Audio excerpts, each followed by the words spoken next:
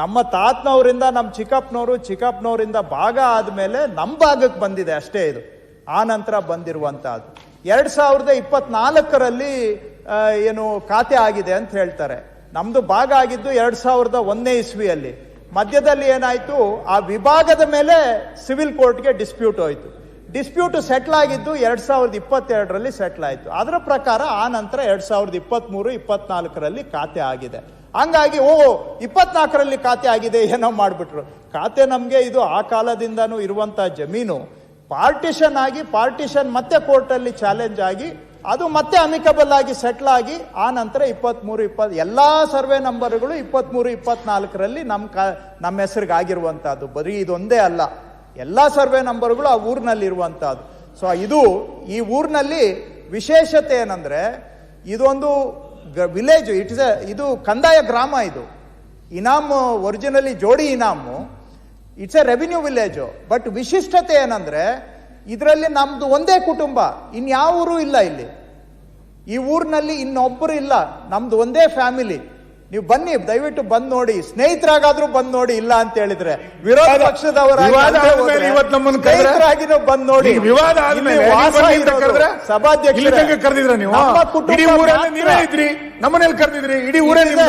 It is A one man holding village. ಇದು ಅಂದ್ರೆ ಏಕ ವ್ಯಕ್ತಿತ್ವ ಮಾಲೀಕದ ಊರು. ಇಡೀ ಊರು 256 ಎಕರೆ ಮತ್ತು ವಿಲೇಜ್ ಊರು ಅಂತ ಏನಿದೆ, ವಿಲೇಜ್ ಪೋರ್ಷನ್, ಇದರಲ್ಲಿ ಒಂದೇ ಕುಟುಂಬನೇ, ನಮ್ಮ ಕುಟುಂಬ ಮಾತ್ರ ವಾಸ ಇರ್ತಕ್ಕಂಥದ್ದು. 53ನೇ ಇಸ್ವಿಯಿಂದ ಇದು ಸಂಪೂರ್ಣವಾಗಿ ನಮ್ಮಲ್ಲಿ ಇರ್ತಕ್ಕಂಥದ್ದು. ಹಾಗಾಗಿ ಸಭಾಧ್ಯಕ್ಷರೇ, ಬೇಕಾದ್ರೆ ನಾನು ಇದನ್ನ ಇನ್ನೂ ರಿಟರ್ನ್ ಸ್ಟೇಟ್ಮೆಂಟ್ ಅನ್ನು ಕೂಡ ಕಳಿಸ್ಕೊಡ್ತೇನೆ, ಟೇಬಲ್ ಮಾಡ್ತೇನೆ. ಮತ್ತು ಬೇಕಾದ್ರೆ ವಿರೋಧ ಪಕ್ಷದವರು, ಮಾಧ್ಯಮದವರು ಬೇಕಾದ್ರೆ ಬಂದು ಅಧಿಕಾರಿಗಳ ತಂಡವನ್ನು ಜೊತೆಗೆ ನಾನು ತಮಗೆ ರಿಕ್ವೆಸ್ಟ್ ಮಾಡ್ತೇನೆ, ಅವ್ರು ತಯಾರಿದ್ರೆ ತಮ್ಮ ಸೂಚನೆ ಮೇರೆಗೆ ಬಂದು ಇನ್ಸ್ಪೆಕ್ಷನ್ ಕೂಡ ಮಾಡಲಿ. ಏನಾದರೂ ತಪ್ಪಾಗಿದ್ರೆ ತಪ್ಪು ಮಾಡ್ಕೊಳ್ಳಿಕ್ಕೆ ನಾವಂತೂ ಸದಾ ಸಿದ್ಧರಿದ್ದೇವೆ. ಇದು ನನಗಂತೂ ಸಂಬಂಧನೇ ಇಲ್ಲ. ಯಾವುದೋ ನಮ್ಮ ಪೂರ್ವಜರ ಕಾಲದಲ್ಲಿ ಅವ್ರು ಖರೀದಿ ಮಾಡಿ ಬಂದಿರುವಂಥ ಜಮೀನುಗಳು, ಅದನ್ನ ತಗೊಂಡು ಬಂದು ಇವ್ರ ಮೇಲೆ ಏನೂ ಸಿಗಲಿಲ್ಲ, ಏನೋ ಒಂದಷ್ಟು ಇವರು ಏನು ನಮ್ಮ ಬಿಜೆಪಿ ಸ್ನೇಹಿತರು ಮೊನ್ನೆ ಮೀಟಿಂಗ್ ಮಾಡಿ ಡಿಸೈಡ್ ಮಾಡಿದ್ದಾರೆ ಇವ್ರನ್ನ ಟಾರ್ಗೆಟ್ ಮಾಡಬೇಕು ಅಂತ. ಆ ಟೈಮ್ಗೆ ಯಾರೋ ನಮ್ಮ ಜೊತೆಯಲ್ಲಿ ಅಕ್ಕಪಕ್ಕ ಇರೋರು ಕೂಡ ಇದೆ ನೋಡ್ರಿ ನಿಮ್ಗೆ ಅಂತೇಳಿ ನಮ್ಮವರು ಅಲ್ಲಿ ಅವ್ರು ಮಾತಾಡ್ತಾ ಇದ್ರಂತೆ. ಏನಪ್ಪ ನಿಮ್ಮವರೇ ರೆಡಿ ಆಗ್ಬಿಟ್ಟಿದ್ದಾರೆ ಅಂತ ಕೆಲವರು ನಿಮ್ಮವರು ಹೇಳ್ತಾ ಇದ್ರಂತೆ. ಕೇಳ್ಪಡ್ತೆ ನಾನು ಕೂಡ ಕೆಲವು ಮಾಧ್ಯಮದವ್ರಿಗೂ ಫೋನ್ ಮಾಡಿ ಏನ್ರಿ ಇದ್ರ ಕಡೆ ಗಮನ ಕೊಟ್ಟಿದ್ದೀರಾ ಅಂತ ನಮ್ಮವರು ಕೆಲವರು ರಾಜಕೀಯದಲ್ಲಿ ಇದೆಲ್ಲ ರಾಜಕೀಯದಲ್ಲಿ ಸ್ವಲ್ಪ ನಿಷ್ಠುರವಾಗಿ ನಾವೆಲ್ಲ ತಯಾರಾಗಿರ್ಬೇಕು, ಎಲ್ಲದಕ್ಕೂ ತಯಾರಿ. ತಪ್ಪು ನಪ್ಪ ಆಗಿದ್ರೆ ಅದನ್ನ ಸದಾ ತಿದ್ಕೊಳ್ಳಿ. ನಮಗೆ ನಂಬಿಕೆ ಇದೆ. ಕೇಳ್ತೇನೆ, ವಿಚಾರ ಮಾಡಿ ಏನಾದ್ರೂ ಹೇಳಿ, ಅದನ್ನ ನಾವು ಸರಿಪಡಿಸ್ಕೊಳ್ತೇವೆ. ಸನ್ಮಾನ್ಯ ಅಧ್ಯಕ್ಷರೇ, ಕೃಷ್ಣ ಬೈರೇಗೌಡರು ಈಗಾಗಲೇ ಮಾತಾಡಿದ್ದಾರೆ. ನಮಗೇನು ದಾಖಲೆಗಳು ಕೊಟ್ಟಿಲ್ಲ, ಅವ್ರ ದಾಖಲೆಗಳೆಲ್ಲ ಹೇಳಿದ್ದಾರೆ. ಅವ್ರಿಗೆ ಯಾಕೆ ಬಂತು ಅಂತ ಹೇಳಿದ್ದಾರೆ.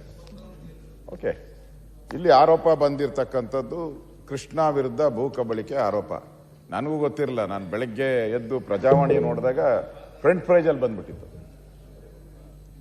ಅದರಲ್ಲಿ ಕ್ಲಿಯರ್ ಆಗಿ ನಮ್ಮ ತಮ್ಮೇಶ್ ಗೌಡ, ರವಿಕುಮಾರು ಈ ಥರದವರು ಆಪಾದನೆಯನ್ನ ಮಾಡಿದ್ದಾರೆ. ಈ ಕೃಷ್ಣ ಅವರು ಒಪ್ಕೊಂಡಿದ್ದಾರೆ. ಬರೀ ಅವರಲ್ಲ, ನಮ್ಮವರು ಸ್ವಲ್ಪ ಇದ್ದಾರೆ ಅಂತ ಅವ್ರಿಗೂ ಗೊತ್ತಿದೆ, ಎಲ್ಲರಿಗೂ ಗೊತ್ತಿದೆ ಯಾರಿದ್ದಾರೆ ಅಂತ. ಈ ಅಸೆಂಬ್ಲಿಯಲ್ಲೇ ನಾವು ನೋಡಿದ್ದೀರಿ, ಅಲ್ಲಿ ದಾಖಲೆ ಹುಡುಕಿದ್ದಾರೆ. ಇಲ್ಲಿ ನಮಗೆ ಬಹಳ ಇಂಪಾರ್ಟೆಂಟ್ ಆಗಿ ನಾವು ಕೇಳೋ ಅಂಥದ್ದು, ಇಲ್ಲಿ ಅವ್ರು ಹೇಳಿರೋ ಪ್ರಕಾರ ಇದು ಜೋಡಿ ಗ್ರಾಮ ಅಂತ ಒಂದು ಕಡೆ ಹೇಳಿದ್ದಾರೆ, ಇನ್ನೊಂದು ಕಡೆ ಇನಾಮ್ತಿಯಿಂದ ಬಂದಿದೆ ಅಂತ ಹೇಳ್ತಾರೆ, ಇನ್ನೊಂದು ಕಡೆ ಮೈಸೂರು ಮಹಾರಾಜರ ಒಂದು ಪ್ರಾಪರ್ಟಿಯಿಂದ ಇದಾಗಿದೆ ಅಂತ ಹೇಳಿದ್ದಾರೆ. 52ನೇ ಇಸ್ವಿಯಿಂದ ಇದು ಟ್ರಾನ್ಸಾಕ್ಷನ್ ಆಗಿದೆ. ಇದರಲ್ಲಿ ಆಪಾದನೆ ಬರ್ತಾ ಇರೋವಂಥದ್ದು ಒಂದು ಸರ್ವೆ ನಂಬರ್ 47, ಅದರಲ್ಲಿ ಇದು ಸ್ಮಶಾನ ಅಂತ ಇದೆ ಪಾಣಿನಲ್ಲಿ. ಸರ್ವೆ ನಂಬರ್ 47ರಲ್ಲಿ ಸ್ಮಶಾನ ಅಂತ ಇದೆ ಅಂತ ಆಪಾದನೆ ಬಂದಿದೆ. ಎರಡನೇದು ಸರ್ವೆ ನಂಬರ್ 46ರಲ್ಲಿ 26 ಎಕರೆ, ಅದರಲ್ಲಿ ಅದು ಕೆರೆ ಅಂತ ಬಂದಿರೋದು. ಎರಡು ಸರ್ವೆ ನಂಬರಲ್ಲಿ ಕೆರೆ ಮತ್ತು ಸರ್ಕಾರಿ ಸ್ಮಶಾನ ಅಂತೇಳಿ ಬಂದಿರೋ ಅಂಥದ್ದು, ಈಗ ಅವ್ರ ಮೇಲೆ ಆಪಾದನೆ ಬಂದಿರತಕ್ಕಂಥದ್ದು. ಯಾವಾಗ ರೆಗ್ಯುಲರ್ ಪಾಣಿ, ಕೈಯಲ್ಲಿ ಬರೆಯೋ ಪಾಣಿ ಇತ್ತಲ್ಲ, ಆವಾಗ ಇಲ್ಲಿ ತಿದ್ದುಪಡಿಯಾಗಿದೆ. ಕಂಪ್ಯೂಟರೈಸ್ ಪಾಣಿ ಆಗೋ ಸಂದರ್ಭದಲ್ಲಿ ಇದನ್ನ ರೆಗ್ಯುಲರೈಸ್ ಮಾಡ್ಕೊಂಡಿದ್ದಾರೆ. ಹಿಂದೆ ಇದು ಒಂದ್ಸರಿ ಕೆರೆ ಆಲ್ವೇಸ್ ಅದು ಕೆರೆ ಅಂತಾನೆ, ಒಂದ್ಸರಿ ಸ್ಮಶಾನ ಅದು ಆಲ್ವೇಸ್ ಸ್ಮಶಾನ ಅಂತ. ಇಲ್ಲಿ ಬಹಳ ಗೊಂದಲ ಕಾಣಿಸ್ತಾ ಇರೋವಂಥದ್ದು. ಇವಾಗ ಕೃಷ್ಣ ಬೈರೇಗೌಡ ಅವರು ಹೇಳ್ತಾ ಇರೋವಂಥದ್ದು, ಇಲ್ಲಿ ನಮ್ಮ ಹತ್ರ ಕೊಟ್ಟಿರೋವಂಥ ದಾಖಲೆಗಳನ್ನು ನೋಡಿದ್ರೆ ಒಂದಕ್ಕೊಂದು ಟ್ಯಾಲಿನೇ ಆಗ್ತಾ ಇಲ್ಲ. ಅದಕ್ಕೆ ಮೂಲತಃ ಏನಿದು, ಮೂಲತಃ ಇದು ಕೆರೆನ ಸ್ಮಶಾನನ ಬದಲಾವಣೆ ಆಗಿದ್ರೆ ಹಾಗೆ ಬದಲಾವಣೆ. ಮತ್ತೆ ಕೃಷ್ಣ ಅವರು ಹೇಳಿದ್ದಾರೆ ನಾನು ಚರ್ಚೆಗೆ ಸಿದ್ಧ ಅಂತ. ಅದಕ್ಕೂ ತಾವು ಕೂಡ ಇದನ್ನ ಚರ್ಚೆ ಅಲ್ಲ, ತನಿಖೆಗೆ ಸಿದ್ಧ ಅಂತಾನು ಹೇಳಿದ್ದಾರೆ. ಯಾರು ಬಂದ್ಬೇಕಾದ್ರೂ ತನಿಖೆ ಮಾಡಿ ಅಂತ ಹೇಳಿದ್ದಾರೆ. ಅದಕ್ಕೆ ಅದನ್ನ ಆಸ್ ಎ ರೆವಿನ್ಯೂ ಮಿನಿಸ್ಟರ್ ಇವರು ತಪ್ಪೇನೋ ಮಾಡಿಲ್ಲ ಅಂತ ಹೇಳಿದ್ರೆ ಅದಕ್ಕೆ ತನಿಖೆ ಕೊಡ್ಲಿ, ತನಿಖೆ ಮಾಡಲಿ. ಈಗ ಒಬ್ಬ ಜವಾಬ್ದಾರಿ ಇರುವಂತ ಸಚಿವರವರು, ಅದರಿಂದ ಒಂದು ಸಣ್ಣ ತನಿಖೆ ಮಾಡಿ ಕ್ಲೀನ್ ಆಗೋಗ್ತೈತೆ, ಕ್ಲೀನ್ ಚಿಟ್ ಬರುತ್ತೆ. ತಪ್ಪಿದ್ರೆ ತಪ್ಪು ಅಂತ ಆಗ್ತೈತೆ, ಸರಿ ಇದ್ರೆ ಸರಿ ಅಂತ ಆಗ್ತೈತೆ. ಅದರಿಂದ ನನಗೂ ಈಗಲೇ ದಾಖಲೆ ಬಂದಿರೋದ್ರಿಂದ ಹೆಚ್ಚು ನನಗೇನು ಇದರಲ್ಲಿ ಮಾಹಿತಿ ಇಲ್ಲ. ಅದಕ್ಕೋಸ್ಕರ ನಾನು ಕೃಷ್ಣ ಅವ್ರು ಇಷ್ಟು ಓಪನ್ ಆಗಿ ಮಾತಾಡ್ತಾ ಇರೋದ್ರಿಂದ ಅವರು ಅದನ್ನ ತನಿಖೆಗೆ ಒಪ್ಪಿಸ್ಬಿಟ್ರೆ ಮುಗೀತು, ಅಲ್ಲಿಗೆ ಸತ್ಯಾಸತ್ಯ ಹಾಲು ಬರ್ತತೆ, ನೀರಾಗುತ್ತೆ. ಅದಕ್ಕೋಸ್ಕರ ನಾನು ನಮ್ಮ ಪಾರ್ಟಿಯಿಂದ ನಾನು ಕೂಡ ಇದನ್ನ ಅವರು ತನಿಖೆಗೆ ಒಪ್ಪಿಸ್ತಾರೆ. ತಾವು ಹೇಳಿದ್ರೆ ತನಿಖೆಗೆ ಒಪ್ಪಿಸಿ, ಅದರಿಂದ ಸತ್ಯಾಸತ್ಯತೆ ಹೊರಗಡೆ ಬರಲಿ. ನಾವು ವಿರೋಧ ಪಕ್ಷದವ್ರು ಹೋಗೋದು ಬೇಡ, ಅವರು ಸರಿ ಇರಲ್ಲ ಅದೆಲ್ಲ, ಅದೊಂದು ದೊಡ್ಡ ಶೋ ಮೀಡಿಯಾ ಇದು ಆಗ್ತೈತೆ. ಅದ್ರ ಬದಲು ಬೇಡ, ಮೀಡಿಯಾದವರು ನಾವ್ಯಾರು ಬರೋದು ಬೇಡ, ನಾವ್ಯಾಕೆ ಹೋಗ್ಬೇಕಲ್ವಾ? ನಾವು ಹಂಗಾಗಲ್ಲ, ನಾವು ಹೋಗೋಕ್ಕಾಗಲ್ಲ. ನಾವೇನೋ ಬರ್ಬೇಕಂದ್ರೆ ನೀವು ಬರ್ಬೇಕು ನಮ್ಮ ಜೊತೆ, ಅಲ್ಲ ನೀವು ಬರ್ಬೇಕು ನಮ್ಮ ಜೊತೆ, ನಾವು ಹೋಗ್ಬೇಕು ಅಂತಂದ್ರೆ. ಅದಕ್ಕೆ ನೀವು ಬರೋದು ಬೇಡ, ನಾವು ಹೋಗೋದು ಬೇಡ, ತನಿಖೆ ಮಾಡಿ.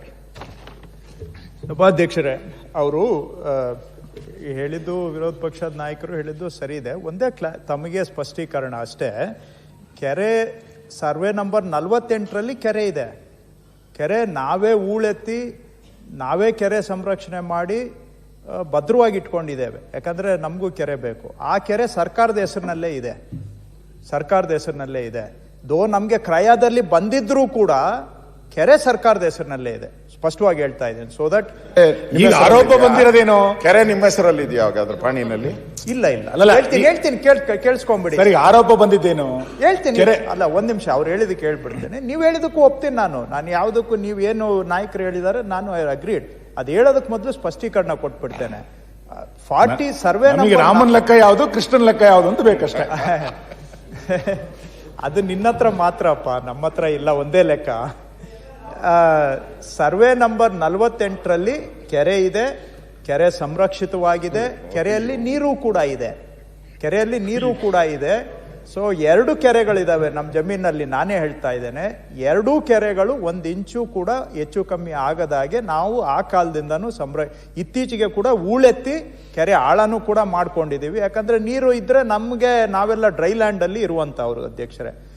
ಇದು 47 ಬಂದಾಗ ಏನಂದ್ರೆ ಅದು ಕೆರೆಗಿಂತ ಮೇಲೆ ಇದೆ, ಕಲ್ಲುಗುಟ್ಟಗಳು ಇರುವಂತಹದ್ದು. ಅದೇನಾಗಿದೆ, ಅದು ಇದೆ ಕೆರೆ. ಈ ಕೋಡಿ ಪಕ್ಕದಲ್ಲಿ 1 ಎಕರೆ ಸ್ಮಶಾನ ಅಂತ ಬರೀ ಪ್ರತಿ ಪುಸ್ತಕದಲ್ಲಿ ಬರೆದಿದ್ದಾರೆ. ಅದು ಆಕಾರ ಬಂದಲ್ಲಿ ಇಲ್ಲ, ಟಿಪ್ಪಣಿಯಲ್ಲಿ ಇಲ್ಲ, RTCಯಲ್ಲೂ ಇಲ್ಲ. ಪ್ರತಿ ಪುಸ್ತಕ ಅಂತ ಒಂದು ಇರುತ್ತೆ. ಆ ಪ್ರತಿ ಪುಸ್ತಕದಲ್ಲಿ 64ನೇ ಇಸ್ವಿಯಲ್ಲಿ ಮಾತ್ರ 1 ಎಕರೆ ಸ್ಮಶಾನ ಅಂತ ಬರೆದಿದ್ದಾರೆ. ಸದ್ಯ ಈಗ ಸ್ಮಶಾನಕ್ಕೆ ಬಿಟ್ಕೊಡ್ಬೇಕು ಅಂದ್ರೆ ಬಿಟ್ಕೊಡ್ತೀವಿ. ಅದು ಏನು ಈಗ ಅದಕ್ಕೆ ಏನು 1 ಎಕರೆ ನಮ್ಗೆ ಯಾವ ಲೆಕ್ಕ ಅಲ್ಲಿ, ಅದು ಎಲ್ಲಿ ರಿಮೋಟ್ ಅಲ್ಲಿ ಇರೋದು ಅಂತ ಅದು ಅಧ್ಯಕ್ಷರೇ. ಅದಕ್ಕೆ ಏನು ಅಷ್ಟು ಇಷ್ಟು ಅಂತೇಳಿ, ಅಯ್ಯೋ ಈಗ ಒಳ್ಳೆ ಕತೆ ನಮ್ಗೆ. ಅದರಿಂದ ಆಮೇಲೆ ಈಗ 48 ಕೆರೆ ಪಕ್ಕದಲ್ಲಿ ಕಲ್ಲುಗುಟ್ಟ ಅನ್ನುವಂಥದ್ದು, ಅದರಲ್ಲಿ 20 ಎಕರೆ ಇದೆ. ಅದು ಕಲ್ಲುಗುಟ್ಟ ಅಂತ ಬರೆದಿದ್ದಾರೆ. RTCಯಲ್ಲಿ ಕೆರೆ ಅಂತ 1 ವರ್ಷ ಬರೆದಿದ್ದಾರೆ. 1 ವರ್ಷ ಏನು ಕೇಳಿಸ್ಕೊಳ್ಳಿ ದಯವಿಟ್ಟು. ಈ ಯಾವುದು ಆರೋಪ ಬರ್ತಾ ಇದೆಯಲ್ಲ, ಆ ಸರ್ವೆ ನಂಬರು 1 ವರ್ಷದಲ್ಲಿ ಕೆರೆ ಅಂತ RTCಯಲ್ಲಿ ಬರೆದಿದ್ದಾರೆ. ಆದರೆ ಸರ್ವೆ ಡಾಕ್ಯುಮೆಂಟ್ ಅಲ್ಲಿ ಕ್ಲಿಯರ್ ಆಗಿದೆ ಅದು ಕಲ್ಲುಗುಟ್ಟ ಅಂತ. ಸರ್ವೆ ಡಾಕ್ಯುಮೆಂಟ್ ಅಲ್ಲಿ ಕ್ಲಿಯರ್ ಆಗಿದೆ ಕಲ್ಲುಗುಟ್ಟ ಅಂತ. ಹಾಗಾಗಿ ಸಭಾಧ್ಯಕ್ಷರೇ, ಇಷ್ಟು ಸ್ಪಷ್ಟೀಕರಣ ಹೇಳ್ತಾ, ಇದು ಮಾನ್ಯ ವಿರೋಧ ಪಕ್ಷದ ನಾಯಕರು ಏನು ಹೇಳಿದ್ದಾರೆ, ಅದೇ ಕಲ್ಲುಗುಟ್ಟ ಪಕ್ಕದಲ್ಲಿ ಖರಾಬ್ ಅಂತ ಬರೆದಿದ್ದಾರೆ. ಬರೆದಿದ್ದಾರೆ. ಬಟ್ ಸರ್, ಇಷ್ಟೂ ಲ್ಯಾಂಡು ನಾವು ಪರ್ಚೇಸ್ ಮಾಡಿರೋದು, ಇನ್ಕ್ಲೂಡಿಂಗ್ ಖರಾಬು ಎಲ್ಲ ಸೇರಿ, ಆಗ್ಲೇ ಅದನ್ನೇ ನಾನು ಓದಿ ಹೇಳಿದ್ದು, 82 acres